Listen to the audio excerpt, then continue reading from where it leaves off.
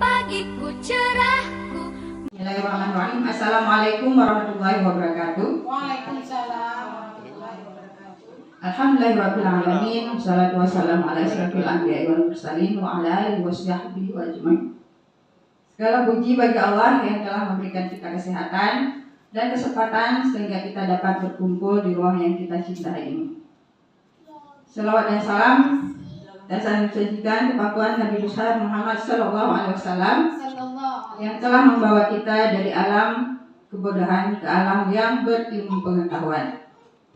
Penghormatan saya kepada Ibu Kepala Sekolah SMA Negeri 1 Nisam, Ibu Junikarwati SPD, dan kepada calon CGP 11 serta Ibu Bapak Guru yang telah berhadir pada siang ini dengan semangatnya untuk mengikuti diseminasi budaya positif.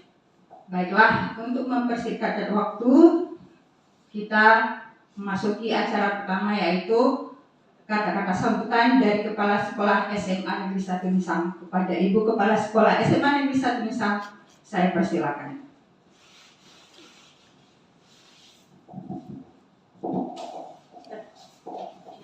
Assalamualaikum warahmatullahi wabarakatuh. Puji dan syukur marilah sama-sama kita panjatkan kehadirat Allah Subhanahu wa taala yang telah memberikan kita kesehatan dan kesempatan sehingga kita masih bisa berkumpul di ruangan yang sangat berbahagia ini. Selawat dan salam tak lupa pula kita sanjung sajikan ke pangkuan Nabi besar Muhammad sallallahu alaihi wasallam beserta keluarga dan sahabat beliau sekalian.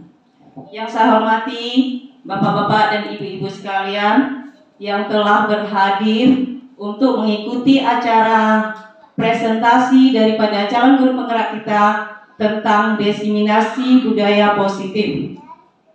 Jadi di sini saya harapkan untuk ke depan budaya positif kita di sekolah kita, guru-guru kita semua dan bapak-bapak dan ibu-ibu bisa berkolaborasi dengan calon guru penggerak kita supaya untuk ke depan sekolah kita bisa kita terapkan budaya positif yang lebih baik. Jadi untuk ini sekian, terima kasih. Assalamualaikum warahmatullahi wabarakatuh. Terima kasih kepada Ibu Kepala Sekolah. Untuk menghebatkan waktu, mari kita mendengarkan pemaparan pertama tentang diseminasi budaya positif yang akan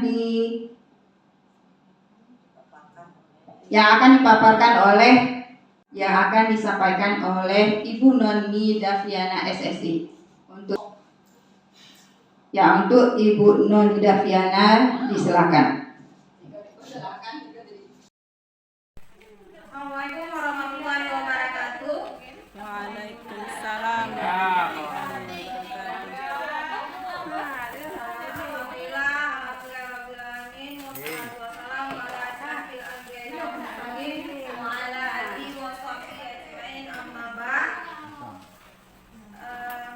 Puji dan syukur sama-sama kita panjatkan kepada Allah Subhanahu wa taala yang telah diberikan kesempatan kepada kita untuk berhadir kembali di ruangan ini.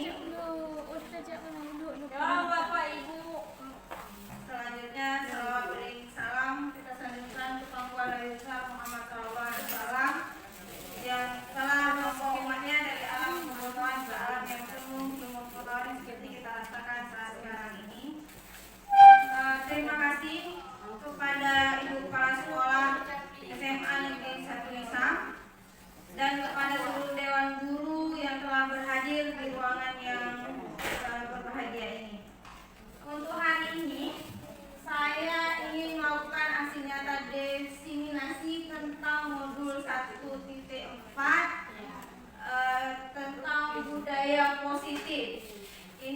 tugas kami di guru penggerak yang lagi pendidikan di guru penggerak. Jadi aksi nyata ini diminta kepada kami untuk dilakukan diseminasi guna memberikan perubahan. Mungkin selama ini kita sudah melakukan budaya positif itu, cuma tidak terlalu nampak, atau kita tidak tahu bahwa itu sebenarnya budaya positif, atau kita selama ini salah memaknai yang mana sebenarnya budaya positif itu. Jadi nanti sama-sama kalau diberikan saran kalau memang ada yang kurang. Sebelumnya saya perkenalkan dulu, ini fasilitator saya yaitu Ibu Irni SPD MPD. Kemudian ada Ibu Ainun Mardia SPD MSI sebagai PP saya. Sebelum kita masuk ke materinya, mungkin kan tadi kita udah lelah di luar, kita sudah mengajar, kita mau SPG dulu. Bisa? Ibu-ibu? Bisa Ibu. Ini tahap awal, nanti mungkin kalau sudah jenuh bisa kita SPG sekali lagi. Nah, ini SPG-nya simpel-simpel aja. Kalau menurut Bapak Ibu, yang harus dilihat itu di dalam yang di kota atau di tulisannya? Di tulisannya. Di tulisannya. Siapa bisa sebutkan yang di kota yang pertama? Bu Suryana? Maksudnya gini, di dalam kotak itu kotanya berwarna apa, tulisannya warna apa. Jadi yang dibaca sebenarnya kalau kita mau konsentrasi, yang kita lihat itu yang mananya, yang di luarnya atau yang di dalamnya? Kotaknya. Ya.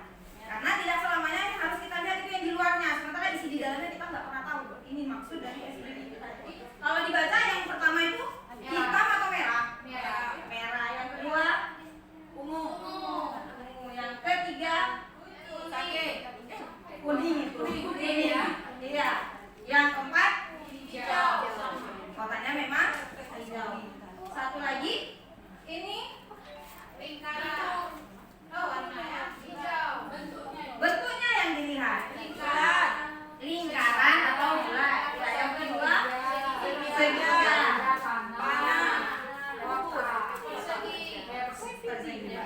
Itu sebenarnya maksudnya SPG ini melatih konsentrasi.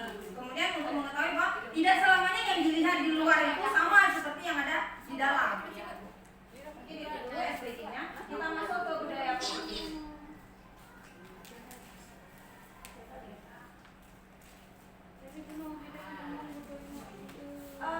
Budaya positif itu sebenarnya seorang guru yang baik harus memiliki kemampuan dalam mewujudkan budaya positif di sekolah. Jadi seorang guru itu dituntut sebenarnya punya kewajiban menciptakan budaya positif di sekolah, sehingga dengan budaya tersebut dapat dijalankan dengan menerapkan konsep-konsepnya. Jadi budaya positif itu ada 6 konsepnya. Yang pertama itu disiplin positif, kemudian motivasi perilaku, positif kontrol restitusi, keyakinan sekolah, segitiga restitusi, kemudian kebutuhan dasar manusia. Jadi disiplin positif itu apa? Apakah disiplin harus datang setiap hari, setiap pagi, setiap jam 7.30? Itu sudah disiplin positif? Bukan hanya itu. Dengan kita berpakaian memang sesuai dengan aturan, itu juga disebut dengan disiplin positif. Sementara motivasi perilaku manusia itu harus dimotivasi. Jadi kalau tidak dimotivasi, biasanya manusia itu akan berjalan stagnan di tempatnya. Jadi butuh motivasi, butuh dorongan sebenarnya. Manusia itu lumrah seperti itu. Kemudian posisi kontrol restitusi. Kalau kepada seorang guru, posisi kontrol restitusi, kita ambil contoh aja. Setiap menyelesaikan masalah jangan kedepankan emosional kita, tapi cari dulu restitusi. Ada segitiga restitusi, nanti kedepannya bisa kita lihat. Jadi yang harus kita cek dulu setiap masalah yang dihadapi yaitu identitas masalahnya. Apa sih masalahnya? Kemudian validasi, kenapa penyebab masalahnya apa? Yang ketiga, keyakinan atau bahasa kita dunia itu peraturan. Setelah kita tahu masalahnya apa, kita tahu situasinya kenapa jadi masalah, solusinya apa. Kemudian segitiga restitusi itu seperti tadi, kebutuhan dasar manusia. Manusia itu punya kebutuhan dasar untuk menjalani hidupnya. Kita lihat yang pertama disiplin positif. Disiplin positif merupakan satu cara penerapan disiplin yang mengajarkan anak-anak bertanggung jawab. Ini ke siswanya. Bertanggung jawab dan menemukan kesadaran diri berdasarkan nilai-nilai kebajikan. Jadi tugas yang kita kasih dia kerjakan, diskusi kelompok dia kerjakan, proyek dia selesaikan. Jadi itu ke siswanya. Kemudian disiplin positif lebih ke arah disiplin diri yang dapat mengontrol diri dalam melakukan segala tindakan. Jadi siswa itu kita hanya mengontrol, tapi bukan kita tuntut harus selesai, bukan. Tapi pemberian pengontrolan saja. Kemudian disiplin diri dapat membuat murid memahami dan menyadari berdasarkan motivasi internal, bukan akibat paksaan, pujian ataupun hukuman. Salam pagi, mungkin awalnya pemaksaan, tapi kan menjadi kebiasaan lama-lama. Jadi siswa itu setiap ketemu guru pasti salah, tidak hanya di pintu pagar. Kemudian ada 6 karakter profil pelajar Pancasila. Itu beriman kepada Tuhan Yang Maha Esa, berakhlak mulia dalam arti kata etika siswa kita. Kemudian mandiri, dia tidak berpangku, dia tidak bertumpu kepada kita saja, tapi mau belajar dengan sendirinya. Berbhinneka global, bahwa siswa itu tidak membeda-bedakan temannya. Kemudian bergotong royong, mereka setiap mengerjakan tugasnya itu selalu, apalagi sekarang harus duduk berdiskusi. Kemudian kreatif dan bernalar kritis. Siswa itu punya inovasi sendiri, ide-ide yang kreatif. Kemudian masuk motivasi perilaku manusia.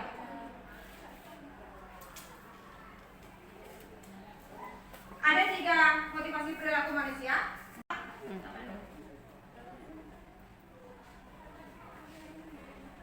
Ada 3 motivasi perilaku manusia untuk menghindari ketidaknyamanan atau hukuman.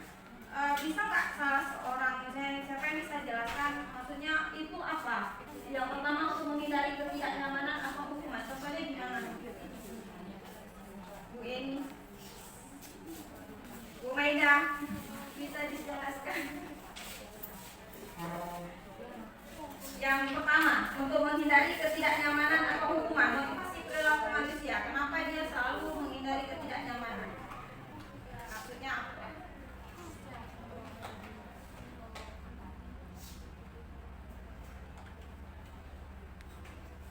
Bu Maida, ya.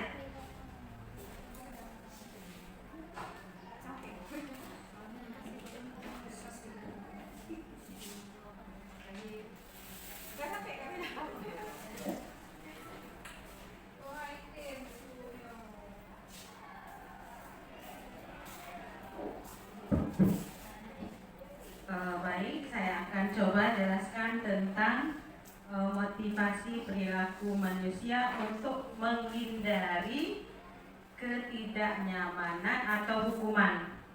Begitu ya Bu Nuni ya. Kalau menurut saya di sini untuk menghindari hukuman, manusia itu dia akan escape.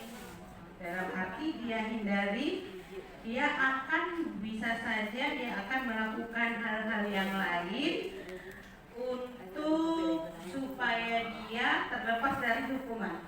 Bisa saja dia akan berbohong, bisa saja dia akan mencoba menemukan alasan-alasan yang di luar dari konteks yang sedang dia hadapi ini. Bisa saja dia akan mencoba terus mencari hal-hal baru supaya dia tidak dihukum. Misalnya siswa ya kan, untuk menghindari hukuman, dia bisa keluar. Pokoknya dia tidak berada di daerah itu lagi. Begitu Bu Nani, terima kasih. Terima kasih Bu Maida, sangat bagus penjelasannya. Berarti sebenarnya motivasi perilaku manusia itu tidak suka dihukum ya Bu Maida ya, maksudnya ya. Jadi untuk menghindari penghukuman jadi berbohong gitu ya. Kemudian yang kedua, untuk mendapatkan imbalan atau penghargaan dari orang lain. Maksudnya gimana Bu Suryana, bisa dijelaskan? Soalnya itu motivasi anak itu kepingin dia dapat juara. Berarti dia motivasinya kepingin sesuatu bukan dari dia sendiri, kepingin dapat juara, kepingin dapat penghargaan apa. Pokoknya itu Kalau menurut saya belum bagus itu motivasinya ya. Ya, terima kasih Bu Suryana. Ternyata harus memberikan stimulus dulu ya, untuk mendapatkan sesuatu harus diberikan stimulus dulu, tidak dilakukan dengan kesadaran diri gitu ya. Baik, yang terakhir, untuk menjadi orang yang mereka inginkan dan menghargai diri sendiri dengan nilai-nilai yang mereka percaya. Itu lebih ke intrinsik ya. Jadi mereka lebih ingin dihargai, ingin dilihat bahwa aku itu ada gitu. Iya kan? Selanjutnya, posisi kontrol restitusi. Ada 5 posisi kontrol restitusi, yaitu guru sebagai penghukum. Kita selalu dicap sebagai penghukum, karena setiap anak berbuat salah pasti yang kita berikan itu hukuman. Nah, kemudian ada guru sebagai pembuat merasa bersalah. Misalnya ada anak, misalnya kayak tadi pagi nggak pakai dasi, seharusnya kita tanya kenapa nggak pakai dasi, ada kemana dasinya, seharusnya itu. Tapi kan bukan itu yang terjadi di lapangan. Kenapa nggak pakai dasi? Itu bahasanya kan, nggak mau tahu gitu kan, harus ada dasinya. Itu posisi guru sebagai pembuat merasa bersalah. Jadi anak merasa dia merasa salah gitu, seharusnya kan enggak seperti itu. Kemudian iya, Mengenai guru sebagai pembuat merasa bersalah ini sering kita lihat ini kan, seorang ibu kepada anaknya sering dia bilang, ini capek-capek mama cari uang, kamu asik main aja, berarti kan membuat anaknya merasa bersalah. Itu kan bisa juga seperti itu ya. Karena kita selalu membuat diri kita itu yang paling benar, sementara lawan bicara kita itu selalu menjadi posisi yang salah gitu kan. Kemudian guru sebagai teman. Nah, apakah kita sudah menjadi sebagai teman bagi siswa kita? Misalnya kayak tadi kejadian tadi, kenapa nggak maunya besok jangan kayak gitu lagi ya, selalu bahasanya seperti itu kan, besok jangan lupa pakai dasi ya, atau jangan di luar, yuk masuk dulu yuk nanti aja, seharusnya seperti itu bahasa, tapi bukan masuk. Sering kan guru seperti itu gitu kan, dari tingkat TK, SD, SMP, SMA selalu seperti itu. Tapi itulah yang harus dirubah. Kemudian guru sebagai pemantau. Jadi kita hanya memantau, sebenarnya kita itu memantau situasi anak kita. Ketika dia salah, kita benarkan jalannya, itu nanti penerapan restitusi. Kemudian kalau memang dia benar, kita beri apresiasi, tapi bukan untuk memberi imbalan seperti cerita tadi ya. Kemudian guru sebagai manajer, ini sebenarnya yang paling bagus. Kita sebagai manajer, soal manajer itu kan harus memanage dalam segala hal, bukan sebagai pemberi hukuman, bukan sebagai pemberi merasa bersalah, tapi menyelesaikan masalah dengan segala metode yang baik. Menyelesaikan masalah tanpa masalah. Nah, posisi kontrol restitusi di antara kelima posisi ini tadi, yang paling bagus itu adalah kontrol sebagai manajer. Jadi kita manggil siswa, tapi bukan menuduh, tapi mencari tahu dulu situasinya seperti apa, kenapa dia seperti itu. Kemudian sebagai manajer, guru dapat berbuat sesuatu bersama murid. Manajer itu tidak mematok sesuatu dia harus seperti ini, tapi cari tahu solusinya sama-sama. Kemudian selain itu posisi manajer mengacu pada restitusi yang saya ceritakan tadi. Masuk ke kegiatan sekolah.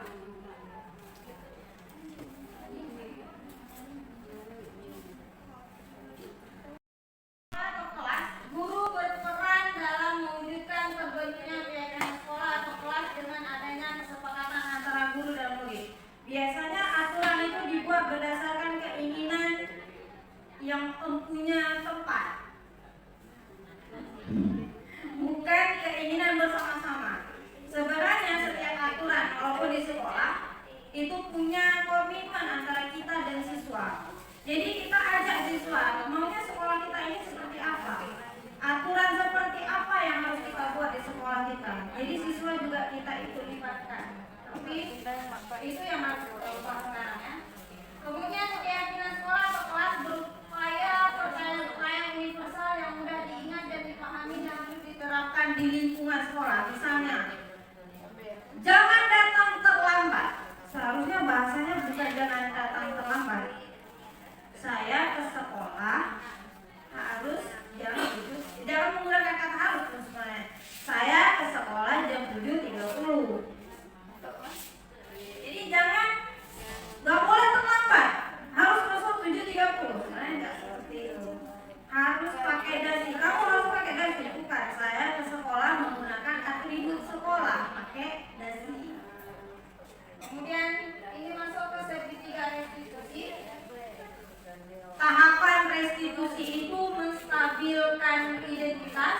validasi tindakan, menanyakan keyakinan.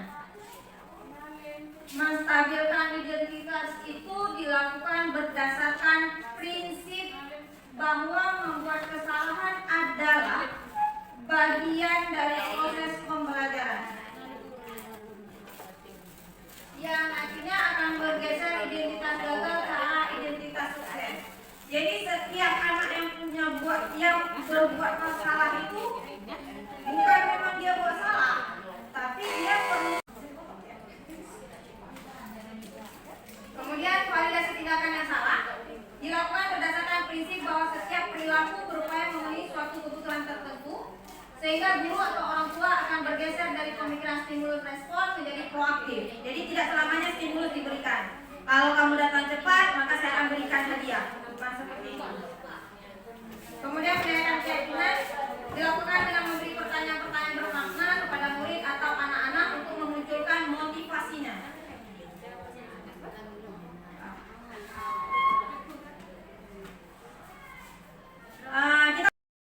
Kita lihat yang kebutuhan dasar manusia. Yang pertama bertahan hidup. Sebelum itu kita lihat dasar manusia itu bertahan hidup, kasih sayang dan rasa diterima, penguasaan, kebebasan dan kesenangan. Kira-kira sesuai nggak dengan kita? Sesuai. Bisa Bu Majan? Nah, pastinya dalam kehidupan ini kita berjuang ini pasti untuk bertahan hidup. Kita mau makan, minum, semua itu kita lakukan karena kita ingin hidup kita terus berlangsung. Yang kedua, ya pasti di dalam hidup ini semua orang ingin mendapatkan kasih sayang dan juga ingin diterima. Itu walaupun terjadi secara tidak langsung, kita memang tidak mengatakan bahwa saya terimalah saya, kasihanilah saya, tetapi saat orang memberikan kasih sayang kepada kita, kita merasa nyaman dan senang. Nah, terus kekuasaan ya.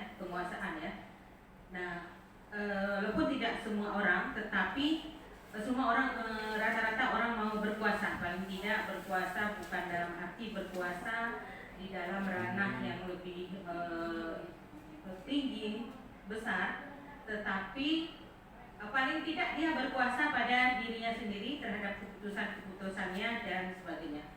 Nah, tentang kebebasan ini, makanya ini nanti kembali kepada anak. Mengapa anak tidak bisa kita perintah menurut selera kita? Karena memang kebutuhan dasar manusia itu bebas, ya, dia tidak mau terikat dengan apapun. Kemudian ya kesenangan, pasti kita perlu hiburan, perlu hal-hal yang rileks dan semuanya. Itu yang terjadi kepada saya sendiri khususnya, dan juga saya yakin pada orang lain. Ya, bagus sekali penjelasannya. Jadi jelas sekali bahwa kebutuhan dasar manusia itu hampir memang rata-rata seperti itu gitu ya. Kita lihat ada studi kasus. Jadi tolong diperhatikan videonya dulu, nanti bisa diberi tanggapan.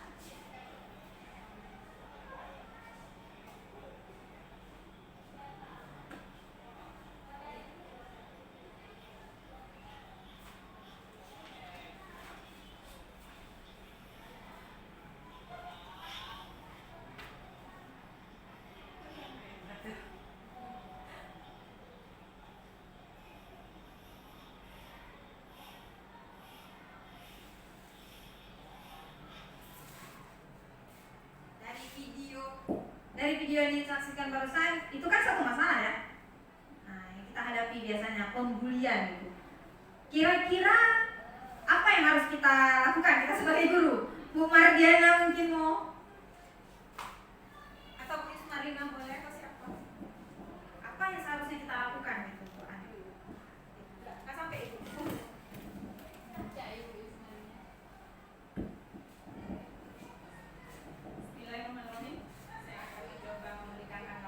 Itu ada satu kasus yang dilakukan oleh siswa-siswi kita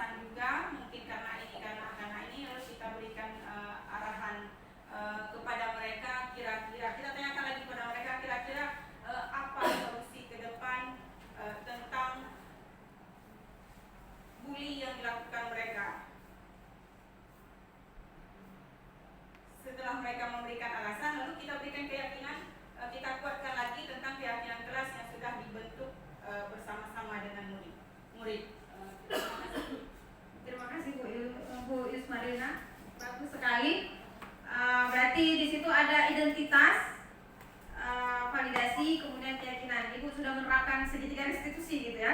Berarti sudah menciptakan budaya positif di sekolah kita. Jadi ini ceritanya satu orang siswa membuli temannya, teman sekelasnya.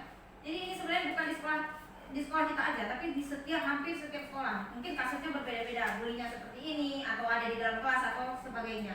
Jadi sebenarnya biasanya pada umumnya kan kita selalu panggil, kita marahi gitu. Ngapain kasih buat anak orang kayak gitu? Untuk apa buat kayak gitu? Nah, itu yang kita marahi. Jadi kita kasih hukuman sebenarnya seperti Bu Yus Marina bilang tadi, menstabilkan identitas, kita panggil dulu anaknya, jadi kawan dulu. Kan jadi ceritanya kita harus menjadi temannya. Biar dia mau terbuka sama kita. Kemudian memvalidasi tindakan yang salah, bahwa kita bilang secara tidak langsung dia sendiri mengakui bahwa dia melakukan kesalahan. Kemudian dari yang salah dia lakukan tadi, apa solusinya ke depannya biar jangan salah lagi? Itu sebenarnya. Dia buat masalah, dia bilang masalahnya apa, dia sendiri yang menyelesaikannya. Itu yang harus kita lakukan sekarang ini gitu ya. Kemudian posisi kontrol yang tadi, di antara kelima tadi ada manajer. Kita sebagai manajer bukan sebagai penghukum. Jadi mungkin yang terakhir ini posisi manajer mengacu pada restitusi yang dapat menjadikan murid sebagai manajer bagi diri sendiri sehingga dapat tercipta identitas positif pada diri murid. Jadi kita harus menciptakan lingkungan sekolah itu yang berbudaya positif. Jadi budaya positif itu apa? Jangan ada lagi setiap masalah yang terjadi kita menyelesaikannya juga dengan emosi. Jangan sedikit-sedikit emosional kita kedepankan. Tapi cari tahu dulu apa masalahnya. Seperti anak terlambat datang. Jangan kenapa selalu kita menjas, kamu memang malas bangun tidur, memang nggak sholat subuh, memang dasar malas. Padahal ada situasi yang membuat dia datang terlambat. Terkadang kita setelah menghukum dia, ketika kita tahu ceritanya sebenarnya kita menyesal. Mana tahu kan ada salah seorang siswa kita itu, dia tinggal sama neneknya. Seorang nenek-nenek gitu kan yang memang udah tua neneknya. Ya mungkin dia sendiri gak bangun gitu neneknya gitu kan. Dia bangun telat, dia bangun sendiri dan terkejut. Untuk dia ke sekolah itu sebenarnya sudah alhamdulillah gitu. Kalau kita tahu situasinya, dia memang tinggal berdua dengan neneknya. Kadang makanannya enggak gitu. Ya namanya sama nenek-nenek, dia sebagai tulang punggung, dia juga yang cari kerja, dia yang kasih makan neneknya, dia yang menghidupi neneknya, dia menghidupkan dirinya sendiri. Datang dia ke sekolah terlambat, datang kita menghukum dia lagi. Dasar kamu yang memang malas, datang terlambat, bangun tidur malam. Sebenarnya kan tidak seperti itu ya. Mungkin itu saja dari budaya positif yang saya sampaikan hari ini. Mungkin ada yang memberikan refleksi gitu. Bu Maida?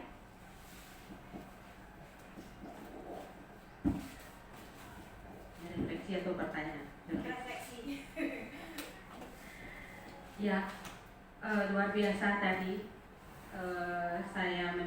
Kami mendengar penjelasan dari Ibu Noni, CGP kita yang luar biasa.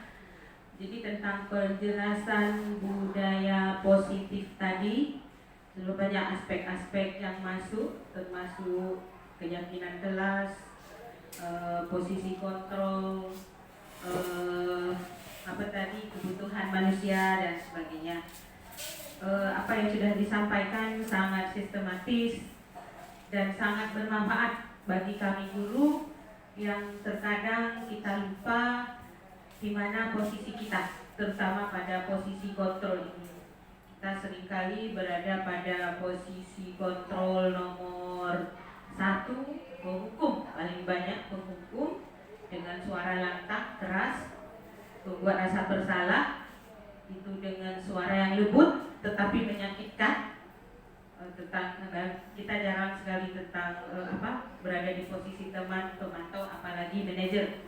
Dengan tersampaikannya materi ini, paling tidak bagi kami Dewan Guru yang sudah Ibu diseminasi pada hari ini sungguh luar biasa manfaatnya. Jadi setiap kami berhadapan dengan siswa nantinya, kami akan melihat kembali di mana posisi kami yang sebenarnya diinginkan oleh pendidikan ini. Kami akan berusaha menjadi guru sebagai manajer dan melupakan peran guru sebagai penghukum. Jadi refleksi hari ini luar biasa, pembahasannya, penjelasannya, pembelajarannya, walaupun ini diseminasi tapi seolah-olah sudah kami berada di dalam sebuah pelatihan training yang luar biasa. Terima kasih Bu Nani. Assalamualaikum warahmatullahi wabarakatuh. Baik, terima kasih Bu Maida atas refleksinya, terima kasih juga atas apresiasinya. Mudah-mudahan dengan desiminasi kita hari ini kita membawa perubahan di sekolah kita. Dari yang dulunya seperti Bu Maida bilang tadi adanya sebagai penghukum, guru sebagai penghukum, tapi setidaknya kita berubah menjadi guru sebagai teman dan sebagai manajer. Mungkin untuk hari ini sekian dulu dari saya. Mohon maaf bila ada kesalahan. Saya akhiri dengan Assalamualaikum warahmatullahi wabarakatuh.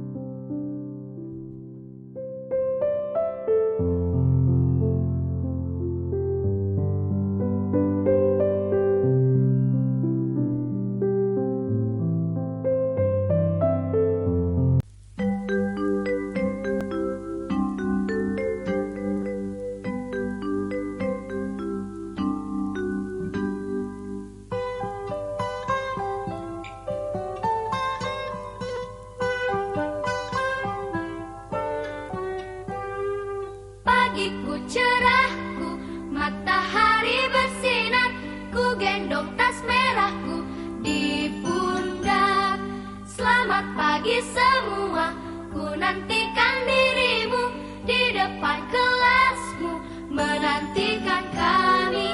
Guruku tersayang, guru tercinta, tanpamu apa jadinya aku? Tak bisa baca tulis, mengerti banyak hal, guruku terima kasihku.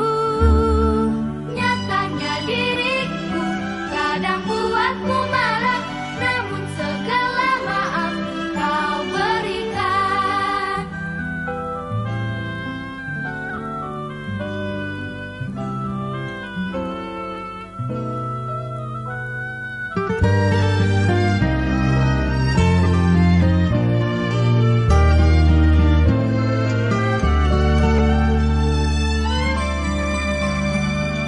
Selamat pagi semua, ku nantikan dirimu di depan kelasmu, menantikan kami. Guruku tersayang, guru tercinta, tanpamu apa jadinya aku? Tak bisa baca tulis, mengerti banyak hal, guruku terima kasihku. Nyatanya diriku kadang buatmu marah, namun segala maaf kau berikan. Guruku tersayang, guru tercinta, tanpamu apa jadinya aku? Tak bisa baca tulis, mengerti banyak hal, guruku terima kasihku. Guruku tersayang, guru tercinta, tanpamu apa jadinya aku? Tak bisa baca tulis, mengerti banyak hal, guruku terima kasihku.